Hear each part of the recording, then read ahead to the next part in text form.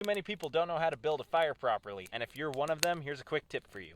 If the ground's a bit damp like it is here, lay down a few pieces of firewood to make a platform to start your fire on. That'll help it a lot so it's not absorbing moisture from the ground when it's trying to start up. Instead of relying on a bunch of lighter fluid to light this larger fuel, just bring a small hatchet every time you go camping and process some of it smaller. I can process it right on this platform, starting with the axe right here. I can give it a couple taps to seat the axe, and then I can move my hand out of the way and split it through. You can also set your piece of firewood on the platform like this with the axe against it to chop it in a way where the axe can't slip.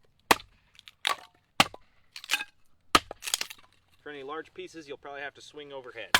All this smaller firewood is your fuel.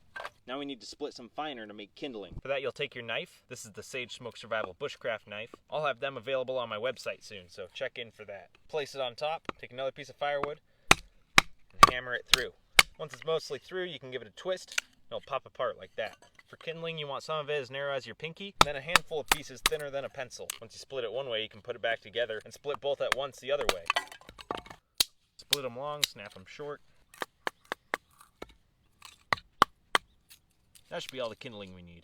Move all your kindling off to the side and have it sorted a little from smallest to largest. I can grab a few of the really thin pieces from right over here. These will help me get it started. All I'm doing is stacking a little lean-to right here with some of my thinnest pieces. There's hundreds of different ways you can do your fire lay. This is just one way that's easy for beginners. Have some good space between them because fire needs lots of air, especially when it's very small. Then I'll just use my knife to make some shavings here. If you know how to make a feather stick, you could also do that. I want this to be easy enough for any beginner to do. Put all those curls right on top. Now at this point, you can use a lighter or a match right here, and this will go up like a mini campfire. I'm instead going to use this fire starter necklace I have.